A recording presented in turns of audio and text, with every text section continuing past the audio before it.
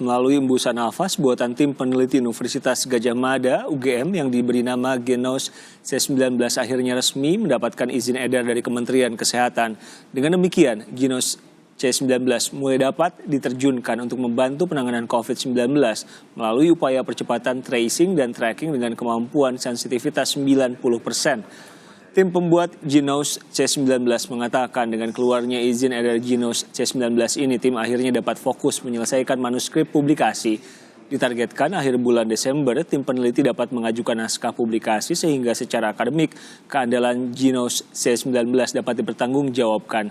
Meski sudah siap lepas landas, produksi alat Genos C19 sementara masih terbatas karena terbatasnya modal awal penyertaan produksi di tahap pertama.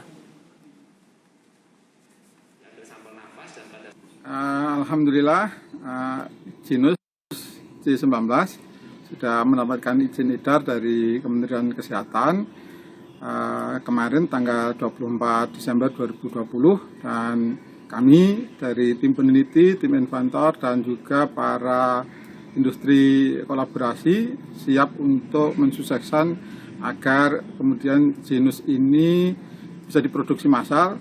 Kami sudah memulai dengan batch pertama dengan 100 unit Genos, dan itu segera akan kami serahkan kepada Badan Intelijen Negara dan BRIN.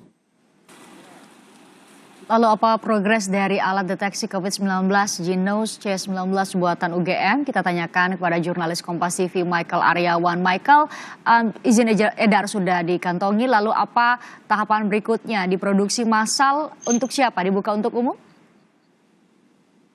Ya, selamat petang Presiden dan Saudara. Di tahap awal setelah dibukanya izin edar dari Genos C19 ini, maka pihak UGM akan menyerahkan 100 alat deteksi COVID-19 yang didanai oleh Badan Intelijen Negara dan juga Kementerian Riset dan Teknologi kepada negara tentunya. Dan 100 alat itu dengan rincian satu alat bisa digunakan untuk 120 kali tes, sehingga dengan 100 alat nanti ditargetkan bisa melakukan 12.000 kali uji COVID-19 untuk mereka yang membutuhkan alat uji ini.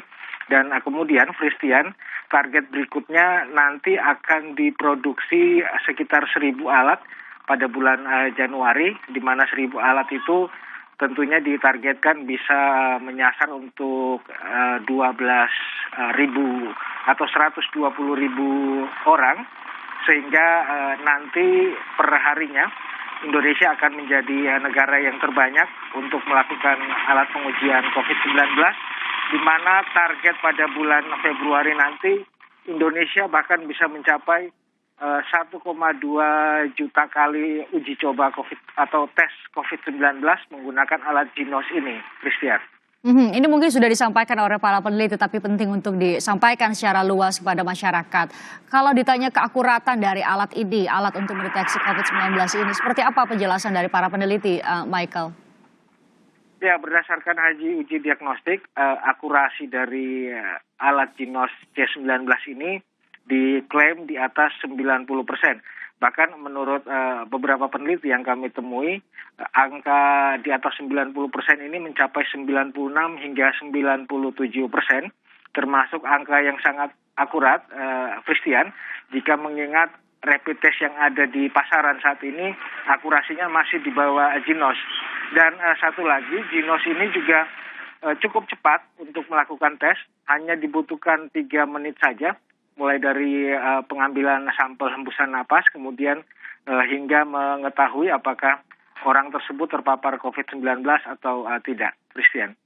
Mekanisme atau cara kerjanya sendiri seperti apa? Tadi kami sempat tayangkan visual, ada orang yang meniupkan nafasnya ke dalam dalam plastik, kemudian dimasukkan semacam selang dan diketahui apakah ia positif atau negatif COVID-19. Seperti apa Anda bisa jelaskan pada kami? Ya, mekanismenya cukup sederhana memang. Satu orang yang akan diuji hanya cukup menghembuskan napas pada sebuah balon udara yang memang sudah disediakan atau sudah dirancang khusus oleh peneliti UGM. Kemudian nafas yang tertampung di balon udara itu kemudian akan dimasukkan ke alat Ginos ini.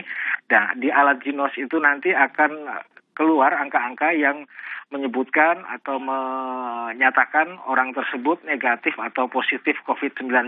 Dan angka-angka ini tentunya sangat ilmiah atau sangat medis, sehingga yang bisa mengetahui positif atau negatifnya hanya mereka yang menggunakan alat ini atau para medis yang menggunakannya. Christian.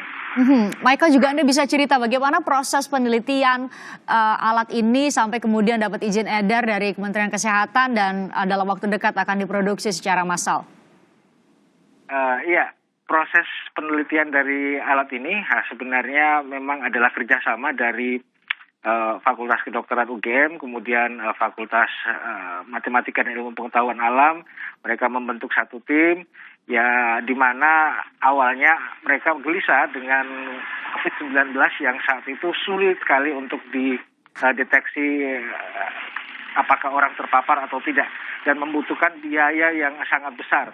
Kemudian UGM berpikir bagaimana caranya membuat alat yang tingkat akurasinya sangat tinggi, namun dengan biaya rendah. Nah, perlu diketahui, Christian, biaya yang diklaim untuk satu kali pengujian dari Ginos C19 ini berkisar 15.000 sampai 25.000 rupiah. Namun jika terjadi lonjakan harga, pihak UGM menyatakan tidak akan lebih dari 50.000 rupiah. Nah, hal inilah yang menyebabkan kenapa UGM kemudian terpikirkan untuk melahirkan riset ini, mengingat biaya untuk pengecekan dari COVID-19 sangat tinggi saat itu di Indonesia. Dan riset ini berlangsung kurang lebih sekitar 4 bulan, hingga akhirnya hari ini sudah, atau tepatnya kemarin, sudah dikeluarkan izin edarnya, Christian. Lebih murah, Anda sebutkan tadi tingkat akurasinya sampai 96%, setidaknya lebih nyaman karena lewat nafas, ya itu menjadi keunggulannya. Semoga bisa diproduksi massal dan membantu untuk mendeteksi penyebaran COVID-19 di Indonesia setidaknya. Terima kasih Michael Aryawan, jurnalis Kompas TV melaporkan langsung dari Yogyakarta.